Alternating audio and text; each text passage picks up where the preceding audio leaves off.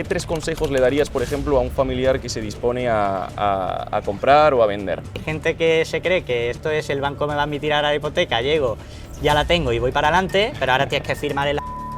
Ojo esto, los compradores con los contratos de arras y con los tiempos que se comprometen. Ahora mismo la Costa del Sol está sufriendo un incremento en cuanto a inversión extranjera. A aquellos compradores que se encuentran en estas circunstancias también que se informen muy bien, porque los cambios normativos a nivel bancario, el conflicto se suele dar más de lo que uno cree. Y ese conflicto lo he visto bastante, y aquellos perfiles de compradores que requieren financiación para adquirir un activo, pues al final, ¿qué suele pasar, ¿no? Buenos días a todos, mi nombre es Alejandro, soy asesor inmobiliario en Málaga y este es el primer episodio de un proyecto que nace con una idea clara: el mantener conversaciones donde podamos aprender sobre el sector inmobiliario para que aquellas personas que están pensando en comprar, en vender, en invertir o incluso en interesarse más por el sector inmobiliario, pues puedan conocer de mejor manera cómo funciona una compraventa inmobiliaria y todas las variables que lo rodean. Para este primer episodio he decidido empezar por la parte legal, la cual considero que es imprescindible, y es por ello que hoy cuento con Carlos del Castillo, abogado con larga trayectoria a sus espaldas. Bienvenido, Carlos. Muchas gracias, Ale, de acompañarte y sobre todo de que tengas en cuenta la parte legal para tu primer episodio, ¿no? Creo que has atinado muy bien en una parte que es fundamental en el sector inmobiliario, y encantado de poder charlar y ayudarte en lo que necesites. Fantástico, y de hecho, Carlos, estamos hoy en un enclave impresionante que tiene un significado para Carlos. Sí, bueno, estamos en un club de golf, ¿no? Y es cierto que yo la firma legal en la que a día de hoy estoy promoviendo, ¿no?, por mi propia cuenta, pues es bajo la marca Swing Legal, y está basada un poco en una analogía a lo que es el golf, ¿no? Como apasionado de este deporte aparte, pues veo que tiene muchos valores y muchos puntos que a nivel jurídico se pueden plasmar. Uno de ellos, y es en lo que yo me baso, es en intentar ofrecer un servicio jurídico pues de alta precisión, ¿no?, como requiere el golf, y sobre todo de la forma más eficaz posible de cara a los clientes. El golf que tiene, ¿no?, llegar al hoyo, ¿no?, pues lo antes posible, en el menor número de golpes y de la forma más precisa, ¿no? Y yo juego con eso, ¿no? Intento ofrecer a mis clientes llegar a su objetivo sin rodeos, de la forma más eficaz posible, y bueno, pues dando todo el apoyo jurídico de mayor precisión posible. Esa es la idea. Y bueno, para mí es un sitio pues especial, porque pues, entreno aquí y la verdad que hace un día hoy espectacular. Espectacular, dan ganas, sí. Dan ganas luego de bajarse y lo haremos, quién sabe. Carlos, a mí me gustaría que, para empezar, antes de entrar un poco en materia, pues nos contaras un poco cuál ha sido tu trayectoria, si siempre te has dedicado a la abogacía, si siempre te has dedicado al sector inmobiliario, y que nos pongamos un poco en contexto a los espectadores de cuál ha sido tu recorrido. Bueno, mi recorrido es... bueno, soy cordobés, pero cuando se inicia la época de la carrera yo fui a Madrid a estudiar, cosa que me hizo pues salir mucho de la zona de confort, ¿no?, de casa y demás, y la verdad que se agradece, porque la experiencia de ir a una de las mejores ciudades de Europa, e incluso del mundo, si no la mejor, incluso del mundo, diría yo, para ir a estudiar y vivir como estudiante, pues en Madrid, ¿no? Y la verdad que durante ese desarrollo terminé la carrera, la licenciatura en Derecho, y tuve la oportunidad de empezar a trabajar allí en despachos, ¿no? Y mis inicios, sí he de decir que no estaban del todo relacionados con el sector inmobiliario, porque yo empecé en la rama mercantil, ¿no?, y asesoría jurídica de empresa, pero luego ya a lo largo de los años van mezclando materias, y a día de hoy, que estoy por mi cuenta aquí en la Costa del Sol, es uno de los sectores que más toco, ¿no? Y bueno, el desarrollo al final profesional es de estar muchos años en despachos de relevancia, en algunas firmas pues de mayor volumen, digamos, que tienen sede en Madrid y en otros sitios de España y de Europa y a nivel internacional. Pero bueno, luego cuando decidí venirme al sur, al final también siempre he tenido la idea de tener un proyecto propio, y a día de hoy pues trabajo por mi propia cuenta, con algunos colaboradores y algunas personas que radican ahora en mi firma.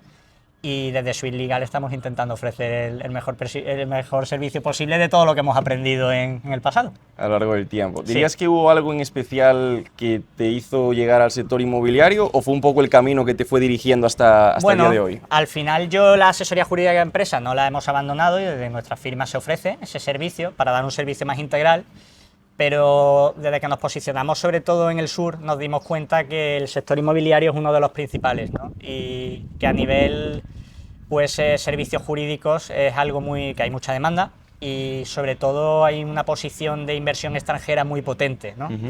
Y eso hizo que desde primeras pues tuviésemos bastante contacto. Ya he de decir que desde el área de corporate, ¿no? Y haciendo operaciones pues, de M&A y lo que son puras y estrictamente societarias y mercantiles, he tocado el sector inmobiliario con carácter previo, entonces ya esas nociones un poco básicas y de ver entrañas de empresas que se dedican al sector inmobiliario, ya las tenía, ¿no? Un poco de base. Y bueno, aprovechando ese tirón y que aquí hay mucho movimiento, pues nos asentamos también en el sector. Y la verdad que bueno, estamos muy contentos porque vemos que hay muchísima proyección y es un sector que a mí, personalmente, pues también tengo que decir que me divierte, ¿no? Es divertido. Absolutamente. Porque de hecho, bueno, hay mucho movimiento, pero también eso conlleva que haya mucha competencia, ¿no? Y el hacerse un hueco entiendo que también tendrá su Sí. responsabilidad y su dificultad. Sí, totalmente. Hay una competencia brutal, sobre todo en la Costa del Sol, que es donde ahora mismo estamos pues, más focalizados, independientemente de que, siempre lo digo, ¿no? Aquí no hay limitación territorial alguna y a día de hoy, tal y como está el sector, que podemos trabajar desde cualquier sitio deslocalizado, pues sin limitación. Pero es cierto que en la Costa del Sol sobre todo hay una demanda brutal. Sobre todo hay un alto número, ¿no? de pues, despachos de abogados y abogados independientes que se dedican al sector inmobiliario en concreto. Y también hay una parte, ¿no? que ya la habrás escuchado de otros compañeros del sector, pues, que yo también la considero cierta, y es que se desvirtúa un poco a veces las funciones del abogado en determinadas operaciones o transacciones, ¿no? Porque las mismas empresas inmobiliarias, como tienen mucho volumen, ya se intentan acostumbrar a intentar copar o adoptar posiciones de abogado cuando no lo son. Sí. Y sí que es cierto que hay muchas entidades que ofrecen servicios cuando del todo jurídicos pues a lo mejor no lo son, ¿no? Y eso también desvirtúa un poco que haya mayor competencia aún para los profesionales del sector jurídico. No obstante, bueno, esa es la ley del mercado y eso es así y tenemos que adaptarnos y aquí es cuestión de cada uno, ¿no? De cómo sepa moverse. Vamos, yo concuerdo totalmente con lo que tú comentas. Sí que es verdad que, claro, ahora mismo en la Costa del Sol, con este incremento que estamos teniendo en movimiento del sector inmobiliario, que está siendo, bueno, impresionante, ¿cómo intentas tú darte esa originalidad, esa diferenciación para poder plantarle cara, ¿no? En cierta manera, a los grandes? Sí, yo al final, la verdad que veo que hay un tema muy importante, ¿no? Y es, yo al final, siendo natural, en la realidad, ¿no? Yo creo que aquí el mercado está como está, hay muchísima competencia, pero si uno se esfuerza, se preocupa por el cliente de verdad, y al final yo lo que intento ofrecer es acompañar al cliente de inicio a fin, como si él estuviera en su casa, ¿no? Y que tuviese esa extensión de lo que él está haciendo y que le cubra todas las necesidades jurídicas, pero desde su propio pues, interés y desde de inicio a fin y ya te digo, de una forma muy en un ámbito de confianza. Probablemente, ¿no? Muchísimos abogados que hay, compañeros que tengo, pues ofrecen también ese interés y se esfuerzan por eso, pero es cierto que a lo mejor grandes firmas, pues a mayor volumen, pues todo se puede desvirtuar un poco, ¿no? Y aprovechando en ese nicho donde nos encontramos profesionales independientes, creo que podemos ofrecer pues un valor añadido a lo mejor pues de alta calidad, ¿no? Y que no solo se base en lo técnico, sino que también se base en ese ámbito de pura confianza que creas con los clientes que puedes ir de la mano, ¿no? Y ahí también entra, y es muy importante, la figura de los agentes de propiedad, ¿no? Eso es. Que están ahí de tu lado. Que al final ellos muchas veces saben de primera mano que quieren ofrecer el mejor servicio a sus clientes y que requieren esa pata jurídica de una forma ¿cómo decirte? Como si fuese una extensión de sus servicios para que los clientes no noten que hay varios proveedores diferentes, pero aparte, esa rama de confianza que generan a los clientes porque saben de primera mano que con quien están no les va a fallar, ¿no? Eso es. O van a hacer todo lo posible para que no falle nunca, ¿no? la operación. Y en ese ámbito nos movemos. Eso es, además ese vínculo, esa confianza que se puede formar cuando el trato es de tú a tú, cercano, ese acompañamiento que mencionas desde principio hasta fin, que yo creo que al final a muchos propietarios o incluso muchos compradores le da esa seguridad de tener a alguien de confianza con él, ¿no? Acompañándole en un proceso que muchas veces da miedo, porque tampoco se tiende a conocer tanto cuando entra documentación, cuando entran procesos que igual pueden asustar en un primer momento. Oye, el contar con alguien que te acompañe, que te guíe y que te proteja, suele dar un voto muy de confianza. Pues para eso estamos. Y la verdad que nosotros estamos encantados de además trabajar con inmobiliarias que de verdad tengan la intención de ofrecer un servicio adecuado a los clientes, ¿no? Y vemos que cada vez en el sector también estamos viendo que sí que están cada vez más por aportar ese valor añadido de cara al cliente final y por eso que a día de hoy hay una actividad muy buena para los abogados de cara a ofrecer este tipo de servicios. Eso es, sí, porque Carlos, ¿tú qué dirías o cómo definirías el rol o la función de un abogado dentro de una compraventa inmobiliaria y lo que es más, ¿en qué momento crees que debería intervenir?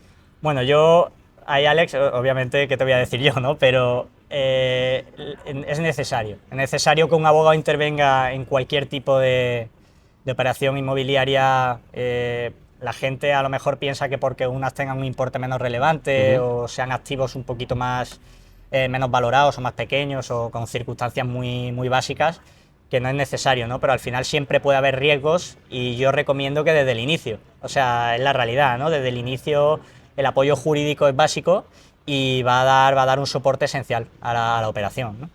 Luego cada uno asume sus riesgos y ya sabes, ¿no? Tú como agente de la propiedad también has visto muchos problemas que pueden surgir si no hay ayuda jurídica. Antes sí, ¿no? Por intentar esquivar ese apoyo que al final en un primer momento puede parecer que tú lo tienes controlado, pero luego conforme va avanzando el proceso y nos vamos enfrentando a diferentes situaciones, sí que puede complicar las cosas e incluso ser un deal breaker y que se vaya bajo la venta o la compra, ¿no? Exacto, así es. Porque, digamos, yo quiero comprar una casa aquí en Málaga, estoy buscando y de repente doy con la casa de mis sueños, encuentro una que encaja perfectamente.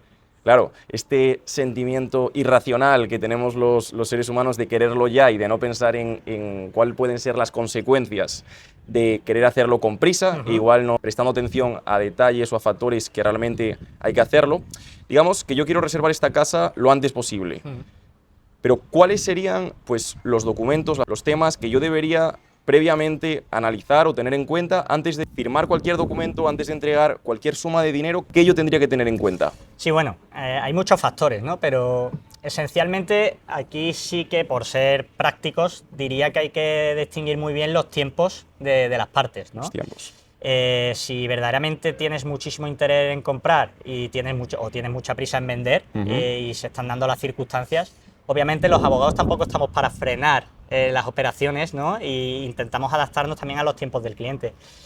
En este caso yo diría, y es muy relevante, que según esos tiempos sí que se pueden hacer reservas, ¿no? Y esto de no reserves o no des un dinero en concepto de reservas, sino oye, se pueden hacer reservas supeditadas a una revisión legal a posteriori de forma exhaustiva, ¿no? Poniendo y catalogando todos los riesgos que a posteriori vas a intentar detectar como contingencia, y si alguna de esas se cumple, pues oye, se devuelven los importes de esa reserva o no se firman las arras posteriores y se devuelven, etcétera. Aquí, ¿qué diría yo, no? Primero, si se quiere avanzar rápido para hacer un concepto de reserva, dejar medio atada esa propiedad para luego avanzar con unas arras posteriores y una compraventa. Correcto. Sobre todo identificar la titularidad del activo, ¿no? Y que verdaderamente el que te está diciendo que lo vende sea el vendedor, porque puede darse problemas de titularidad, que luego hay estafas y todo esto y no queremos problemas de ese tipo. Y segundo, identificar un poco las cargas principales que pueden ser las que constan en las notas simples del registro para ver un poco qué tiene ese inmueble y con qué vamos a jugar a futuro un poco, ¿no? Como una primera foto. Y eso sí, a ciencia cierta, a mí, como digo, que antes de suscribir ya el contrato de arras, salvo algunas condiciones que pueden quedar supeditadas, ahí sí que haría ya la due diligence legal a tope, exhaustiva, de entrar, digamos, a analizar, como quien dice, el cuerpo cierto que se va a comprar y ver todas las contingencias que pudiera tener de todos los ámbitos, ¿no? Aquí hay que distinguir, digamos, el ámbito de la titularidad, el ámbito de cargas registrales y aquellas también cargas que pueden ser fiscales, y también pues cargas económicas por posibles acreedores que haya, y también las posibles contingencias que pueda haber a nivel judicial y administrativo. Y súper importante, cuando digo administrativo, pues las posibles contingencias urbanísticas, ¿no? Hay que recordar que hay zonas y zonas, pero la zona, por ejemplo, de la Costa del Sol se vio también muy afectada en ciertas épocas, como todos sabemos, en grandes construcciones que se hicieron fuera de ordenación, etcétera, que a día de hoy pues son zonas residenciales que están en pleno uso, pero que pueden que tengan contingencias importantes, ¿no? Entonces, todo eso hay que verlo antes de entrar a hacer ya depósitos de dinero más altos o en concepto de arras o el que fuera, y de cara a la compraventa tenerlo todo atado para que cuando se vaya a escriturar todo quede zanjado. Todo quede zanjado y nos evitemos problemas posteriores, ¿no? Sí. Que luego no surja ningún inconveniente. Y has mencionado el tema de las arras, que es un concepto que me interesa especialmente, porque todos oímos hablar de las arras, todos las tenemos en mente, pero no todos comprendamos bien. Hay un pequeño lío, sí, con los conceptos de arras. Correcto. Yo te querría profundizar un poco, hacer un parón en las arras y entender bien, oye, ¿qué son las arras? ¿Qué diferentes tipos hay? ¿Hay un porcentaje por ley que debemos depositar? ¿No? ¿Qué obligaciones tiene? A ver, en cuanto al porcentaje, depende de la negociación, ¿no? Y del momento en el que se vaya a realizar, del tipo de activo y de los importes que estemos hablando, ¿no? Lo que se suele ver a razón de mercado y lo que es habitual es normalmente entregar un 10%, 10%. ¿no? O en torno al 10%, ¿no? Lo que se suele estar pues pactando el contrato de arras. Y las arras es que tiene un concepto particular porque la gente, y yo lo he visto, ¿no?, a pie de calle, pues se puede confundir entre lo que es la reserva previa que se ha hecho antes, que normalmente lo que hace es que ese importe de reserva luego se tiene en cuenta para el importe total de arras que se deposita para que entre dentro del mismo concepto, pero Correcto. hay un importe previo que se ha entregado que no es en concepto de arras hasta que se convierte en la firma de la misma. Y luego, por otro lado, tenemos los tipos de arras, ¿no? Están las penitenciales, y luego, digamos, el concepto de penales y luego el de las confirmatorias. Vale. Todo esto, como viene regulado a efectos, ¿no?, en el Código Civil, las que se ven a día de hoy y son las más comunes por negociaciones del día a día, son las penitenciales, que son las que básicamente todo el mundo conoce de yo, comprador, entrego tal cantidad y si incumplo lo voy a perder, ¿vale? Si incumplo las condiciones que hemos pactado lo voy a perder, y luego si incumple el vendedor en las condiciones que se han pactado, me tienes que devolver el doble. El doble. ¿Vale? Son lo más común y lo que se suele pactar. Pero luego hay algunos tipos de operaciones que por su casuística o por condiciones especiales y que están sometidas a algunas contingencias específicas o requieren de cosas más concretas, pues se pueden pactar otro tipo de arras, ¿no? Algunas son las confirmatorias, básicamente lo que vienen a dar pie es a que verdaderamente se confirma esa voluntad de las partes con la presencia total de vamos a firmar la compraventa sí o sí, ¿no? Y es como que te estoy confirmando la operación sin dar pie a que haya una opción de resolución unilateral, ¿vale? Por ambas partes, como si las tienen las penitenciales, Vale. bajo la indemnización que se ha pactado, ¿no? Del doble de entregar por el vendedor y la pérdida del importe por el comprador, mientras que en las confirmatorias se puede, digamos, dar un ámbito más de esto ya está pactado y vamos a confirmar y no se puede resolver unilateralmente. En el caso de que suceda ese hito, pues habrá una indemnización a pactar ahí, ¿vale? Concreta, que lo normal es que esté relacionado con el ámbito también de las arras penales, que vienen más a una indemnización concreta que se pacte, que no tiene por qué ser el doble para el vendedor y el importe depositado para el comprador. ¿Son siempre necesarias las arras? ¿Hay que ir siempre a arras? Dependiendo del tipo de operación, ya te digo, y por cómo se dé la casuística y si se puede hacer una revisión legal exhaustiva y due diligence integral a todos los efectos antes de escriturar en un ínterin muy pequeño de tiempo, porque se tenga la documentación, porque se acceda y todo esto, pues se podría hacer alguna compraventa sin arras. Sin arras. Obviamente que se vayan directamente a escriturar, y eso es así.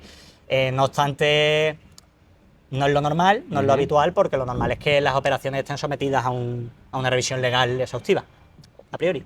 Sí, me gusta que hayamos entrado en este tema porque, como te digo, es una duda que normalmente se suele tener y que, oye, yo creo que has aclarado de manera óptima. Otro tema que me interesa, Carlos, es porque tú, como bien has mencionado, ahora mismo la Costa del Sol está sufriendo un incremento en cuanto a inversión extranjera. De hecho, sin seguir más lejos, la semana pasada leía un artículo que hablaban sobre cómo había ido el 2025 en la Costa del Sol y mencionaba una estadística que me impactó, que era que 1 de cada 3 viviendas han sido compradas por extranjeros en este 2025. Bajo tu punto de vista, bajo tu experiencia, ¿cuál dirías que son los documentos, las cuestiones que debería revisar un comprador extranjero antes de comprar una propiedad en España?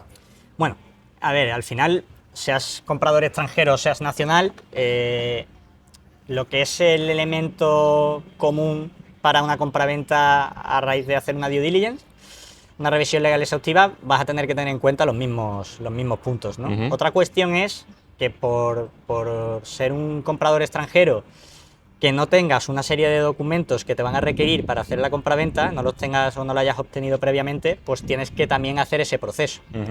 Y eso es un añadido, ¿no? Al final, aquí nosotros como abogados hacemos la ayuda en todo ese procedimiento. Cualquier extranjero que quiera invertir en España pues tiene que obtener el número de identificación fiscal, que es el NIE, que eso tiene su proceso, ¿no? Y bueno, aparte de ese número de identificación fiscal, luego también hay unos temas muy importantes que siempre hay que dejar bien atado con el inversor extranjero, que es que no existan problemas o trabas bancarias a la hora de hacer los pagos, las transferencias, porque muchos si vienen de otros países, ya sabes cómo son las normativas de los bancos, ¿no? En cuanto a blanqueo de capitales, tenemos que dejarlo todo muy bien aclarado y muy bien atado para que no se produzcan pues bloqueos del dinero, de las transferencias, buscar las alternativas para que esa compra se pueda realizar en cuanto a los tiempos pactados de forma eficaz, ¿no? Esos son los dos puntos pues más relevantes, ¿no? Aquellos documentos que por ser extranjero te van a requerir en España para poder realizar la compraventa con carácter previo. Y luego todos los temas bancarios que pueden frenar una posible compraventa por motivo de blanqueo de capitales o por otras cuestiones, ¿no? de entidades financieras. También luego, lo que te he dicho, ¿no? La due diligence y todo el proceso de compraventa no va a diferenciarse del que haría cualquier persona al comprar un activo. Se tienen que tener los mismos elementos en cuenta que te he comentado antes, ¿no? Desde los aspectos puramente relacionados con la titularidad, los aspectos relacionados con la fiscalidad, todos aquellos aspectos relacionados con contingencias, ya sean de carácter urbanístico, judicial o con posibles acreedores, y cualquier otros elementos que estén afectos al caso concreto, porque aquí siempre lo repito, cada caso es un mundo, cada inmueble se encuentra en una zona territorial diferente, en un suelo diferente, y eso hay que tratarlo de una forma específica. Y por eso la importancia de un asesoramiento jurídico. Asesoramiento jurídico. Y de hecho, claro, es que es muy común porque ahora con este incremento que estamos teniendo de este cliente extranjero, es eso, muchas veces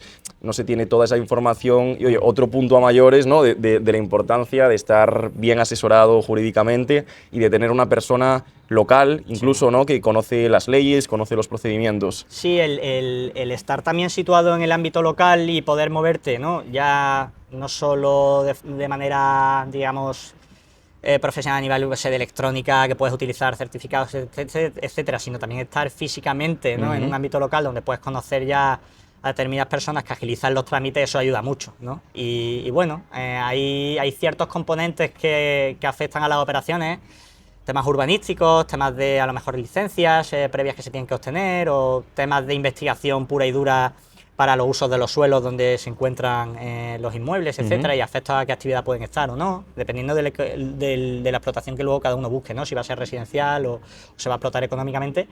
Todo eso está muy relacionado también en que un ámbito local ayuda mucho a la hora de obtener documentos que están relacionados con estos trámites pues, de una forma más ágil, ¿no? Y al final es la realidad, ¿no? Ese ámbito local te puede dar esa garantía. Y eso también lo tenemos, abogados que estamos por aquí todo el día para arriba y para abajo. Exacto. No, es verdad, siempre contar con una persona, ¿no? A pie un Exacto, poco de... en el terreno. En el terreno, pues oye, siempre es un valor añadido. Porque Carlos, tú tienes ya un bagaje bastante sustancial dentro Bueno, de... me queda mucho que aprender, Pero bueno, sí. ya tienes un largo camino recorrido y yo entiendo que, como en todo, siempre se repetirán las mismas cosas, ¿no? Hablando, por ejemplo, de errores. Claro, desde tu punto de vista, seguramente, o desde una persona que ya tiene ese conocimiento de los procesos, de cómo funciona, igual se ven cosas muy básicas a simple vista, pero que al final la persona de a pie, que igual nunca ha estado envuelta en una operación, que igual es su primera vez, no conoce de primera mano cómo funciona, pues que puede parecer muy sencillo, pero al final, oye, tiene esa dificultad para esta persona. ¿Cuál dirías que son los errores que, bajo tu experiencia, más se repiten tanto para comprador como para vendedor? Bueno, hablando de compraventa al uso, ¿no? De activos inmobiliarios y operaciones de volumen normal y demás, yo he visto de todo, pero sí diría, hay un elemento muy común que le puede pasar a los compradores, ¿vale? Y ojo esto, los compradores con los contratos de arras y con los tiempos que se comprometen, ¿vale? Porque hablo sobre todo del perfil de comprador que requiere financiación. Vale. Aquellos perfiles de compradores que requieren financiación para adquirir un activo, pues al final, ¿qué suele pasar? ¿No? Que estos se van al mejor postor de hipotecario, ¿no? Sí. Se van a todos los bancos y a ver cuál es la mejor oferta que le hacen y demás. Eso requiere sus tiempos. Y a veces las condiciones bancarias no son las que ellos esperan de inicio, ¿no? Y cuentan con un importe en la cabeza, que luego no les viene ese importe, tienen que buscar y hacer malabares para alcanzar el importe de compraventa. ¿Y qué sucede? Que hay un tiempo pactado en unas arras donde tienes un compromiso de un depósito y si tú verdaderamente no has regulado bien que por motivos bancarios se te pueda caer la compraventa o no llegues a plazo, tienes el riesgo de poder perder ese dinero, ¿no? O que la parte vendedora digo, oye, me has tenido bloqueado el activo durante un tiempo que no lo he podido comercializar y de repente ahora no compras, ¿no? Y ahora no llegas, y lo claro. consideren un incumplimiento. Ese conflicto se suele dar más de lo que uno cree. Y ese conflicto lo he visto bastante y en ciertas ocasiones se complican mucho. Bueno, ahí existen maneras, ¿no? Como he dicho, de regular ese tipo de cosas con carácter previo para que no sucedan. Y luego recordar sobre todo, ya que estoy hablando de este problema, a aquellos compradores que se encuentran en estas circunstancias también que se informen muy bien porque los cambios normativos a nivel bancario hacen que el plazo se extienda un poquito más de lo común, ¿no? Vale. Hay gente que se cree que esto es el banco me va a admitir ahora la hipoteca, llego, ya la tengo y voy para adelante, pero ahora tienes que firmar el acta de conformidad, ir al notario unos 10 días antes porque desde que emiten la FEM, que es el documento que a nivel europeo ahora se exige para aprobar las hipotecas y demás, tienes que ir al acta de conformidad y luego hay ese periodo de reflexión, ¿no? Que se da al comprador. Entonces, muchos compradores lo desconocen totalmente, no se informan con carácter previo, firman y suscriben unos plazos en arras que luego no llegan, ¿no? Entonces, es muy importante de la perspectiva del comprador ese error que es muy común. Y bueno, luego hay otros errores, ¿no? Errores ya de no hacer una DIU como se debe, de no tener contingencias urbanísticas en mente y ir hacia adelante con compraventa y luego querer reclamar como si fuesen vicios ocultos cosas que a lo mejor estaban ahí, ¿no? En certificados. Porque es que le llamas tú vicios ocultos. Bueno, los vicios ocultos son aquellos vicios que estén o sean inherentes a un activo, contingencias, digamos, que te han ocultado, ¿no? Vale. Que a lo mejor se conocían con carácter previo a la compra y se pueden achacar si hay carga probatoria suficiente a que la parte vendedora no te lo ha hecho saber, ¿no? Entonces, bueno, eso ya es un procedimiento un poquito más complejo porque ahí sí o sí normalmente eso se entra en pleito. En pleito, ¿no? Tema de vicios ocultos. Pero tú lo que tienes que hacer es garantizar todo el análisis previo en la DIU y en esa revisión legal para no llegar a ese punto. A ese punto. ¿no? Es lo que se trata y es lo que se debe hacer. Obviamente luego alguna contingencia específica por vicios ocultos puede surgir y eso ahí ya sería una pelea diferente. Pero sí comentarte eso, ¿no? Errores comunes ese que te he contado y luego de la perspectiva del vendedor, pues bueno, hay errores comunes también a veces de no pasar filtros de perfiles de compradores por blanqueo, etcétera, que luego se ven que compraventas se caen porque hay motivos bancarios que no dejan las transferencias o que el dinero viene de una procedencia que no se ha identificado antes, etcétera, ¿no? Entonces, bueno, ese es el error principal que yo veo, ¿no? Sobre todo en los pactos iniciales en las arras. Y que es verdad que también esa procedencia, como tú bien mencionas, de dónde viene el capital, tenerlo bien localizado, además es importante pues tener eso claro desde el primer momento para lo que hablamos, ¿no? Intentar que sea un proceso lo más limpio posible y que no vayan saliendo obstáculos a medida que vamos avanzando que nos hagan retrasar o incluso perder la casa de nuestros sueños. Muy importante también el tema urbanístico, ¿no? Pues eso, ¿no? El no informarse bien, no pedir los certificados oficiales que te garanticen que no haya ninguna infracción urbanística por parte del activo y que también no existan procedimientos judiciales abiertos contra los titulares que estén afectos por alguna casuística al inmueble, ¿no? Si eso no se investiga bien, luego se puede dar el caso de que a futuro no se ha manifestado, no se ha cubierto esa garantía en la compraventa o en la escritura ni en los documentos previos, y de sopetón se puedes encontrar ese problema, ¿no? Y eso hay mucho comprador que se ha visto en problemas de esos. Te pongo ejemplos. Hace poco tuve un caso que tuve que analizarlo bien porque, bueno, el comprador ahí dudaba si vicio oculto o no vicio oculto, si esto venía de engaño o no, ¿no? Y bueno, tenía un problema de inundaciones, y es que resulta que, bueno, justo la casa que compró en su momento y que fue objeto de análisis, pues venía en una zona inundable, ¿no? Y esa zona inundable a nivel urbanístico ya estaba catalogada, etcétera. ¿Qué pasa? No se hicieron las cosas como se tuvo que hacer a priori y esos puntos no lo tuvieron en cuenta. Sí es cierto que, bueno, ahí se puede trabajar en hasta qué punto la parte vendedora tendría que haber notificado esas circunstancias o no, etcétera. Ya te digo, ahí está el limbo, ¿no? Si han sido 2 inundaciones en no sé cuántos años, pueden ser momentos puntuales catalogados como fuerza mayor. Si verdaderamente la zona urbanística está categorizada como inundable o no inundable, por ejemplo, pues ese problema se da. Y se tiene que trabajar al respecto. Son cuestiones que ya caso a caso, Alex, se van analizando. Se van analizando. Y, por ejemplo, el tema de los terrenos rústicos, de las construcciones, pueblo, etcétera, ahí, ¿cuál es tu visión un poco sobre ese tema? ¿Con qué te sueles encontrar? Bueno, aquí es un tema puro y duro, que antes de iniciar cualquier operación siempre se tiene que atar muy bien la parte, como he dicho, urbanística, porque normalmente los clientes quieren saber qué usos van a tener asociados los activos. Sí.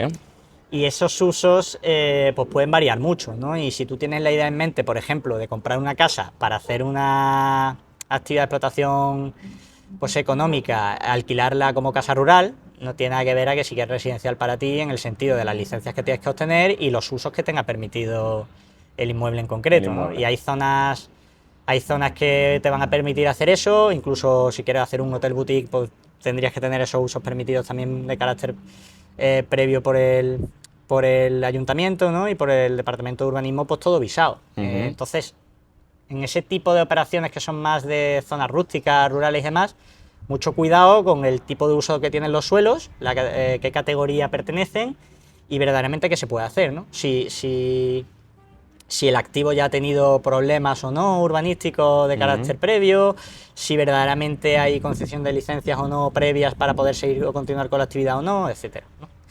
Y luego si son puros y duros residenciales como es la mayoría de los clientes, pues ahí es ver básicamente que no tenga contingencias como otras cualquiera, ¿no? No porque estén en una zona u otra, al final el análisis de DIU es prácticamente con la misma estructura, salvo las incidencias que conlleve el caso concreto. Y oye, aunque cambie igual el escenario, al final los procedimientos que debemos seguir, como tú bien dices, deben ser los mismos. Carlos, hemos ido ya tocando diferentes bloques, hemos tocado un punto más enfocado al comprador, ese comprador internacional, al vendedor, hemos tocado también las arras. A mí me gustaría terminar esta pequeña conversación con qué 3 consejos le darías, por ejemplo, a un familiar que se dispone a comprar o a vender. Bueno, lo primero, que me tengan en cuenta como abogado, eso es lo primero, ese es el primer consejo.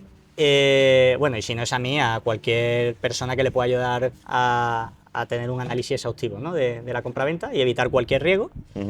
Segundo, que verdaderamente cuenten a nivel mental, no cuenten, sino que a nivel mental tengan muy bien medidos los tiempos, ¿vale? De cómo quieren adquirir, ya sea, o cómo quieren vender, para que no haya luego problemas a la hora de suscribir documentos previos en cuanto a plazos. Y sobre todo si se requiere financiación o no se requiere financiación. Y tercero, que bueno, al final todo este proceso lo que tienen que hacer es dejarse llevar y disfrutar por los profesionales que estamos metidos o inmersos en el mismo, ¿no? Esos procesos de agobio que tienen algunas personas por querer comprar ya y tal, yo recomiendo que se lleve todo con cautela, paciencia y acabe el proceso como tenga que acabar, pero de mano de profesional. De mano de profesionales, fantástico. Es parecido al primero, pero... Fantástico, Carlos. Bueno, la verdad que personalmente he disfrutado mucho esta conversación, lo hemos hecho en un sitio fantástico, que yo creo que inmejorable. ¿Sí? Y bueno, yo creo que esto será la primera de muchas. Pues encantado, Alex, y bueno, a continuar, a seguir creciendo. También te animo mucho a que continúes con tu proyecto y ya sabes que estamos aquí para lo que puedas necesitar, cualquier ayuda jurídica y demás, pues que cuentes conmigo. Y aportar en lo que podamos, lo que esté en nuestra mano a esa persona que nos esté viendo. Encantado. Y que igual le podamos aportar. Encantado. Muchas gracias, Carlos. Encantado. Gracias.